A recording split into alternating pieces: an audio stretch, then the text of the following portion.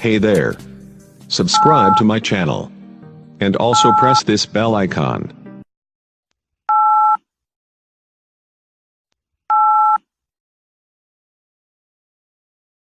Pakistan's new PM and the Prophet's delinking policy. Imran Khan's party has emerged victorious in the recently concluded parliamentary elections in Pakistan. I listened to his victory speech and prayed for the fulfillment of his good intentions to build a positive future for Pakistan and fulfill the vision of its founder for their country's development. In his speech, the Prime Minister-elect observed that his inspiration derives from the first state of Medina established by the Prophet of Islam. Taking Medina as a reference point marks a right beginning. As a nonagenarian witnessing this development, I would like to offer some words of advice. I have extensively studied the life of the Prophet Muhammad. I discovered that one of the most crucial lessons from the Prophet's life is that the key to ensuring success of any endeavor is to make the right beginning. Prophet Muhammad started his mission in Mecca in the 7th century. At that time, he had opportunities as well as problems, and he opted for what can be termed as the delinking policy. This right beginning was the secret of his success. As a part of this policy, he placed controversial matters on the negotiation table and at the same time, strove to avail of all the opportunities that presented themselves in the field of non-controversial issues.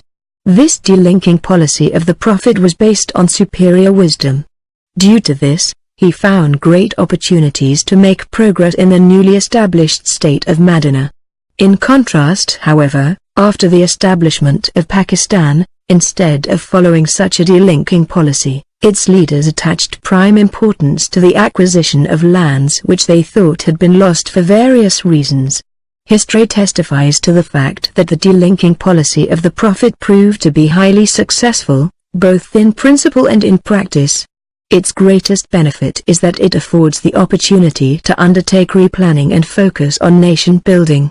After the Second World War, many countries adopted this policy and experienced great success with it. Germany and Japan made tremendous progress in the field of education and scientific development. The need of the hour is for Pakistan to adopt such a delinking policy. As pointed out by the Prime Minister Imran Khan, trade is the most promising field to ensure the progress of a country. Due to prevailing universal norms, the field of trade is fully open between India and Pakistan, and it is an opportunity which must be availed of. The two countries must set all controversial issues aside and work towards building strong trade relations.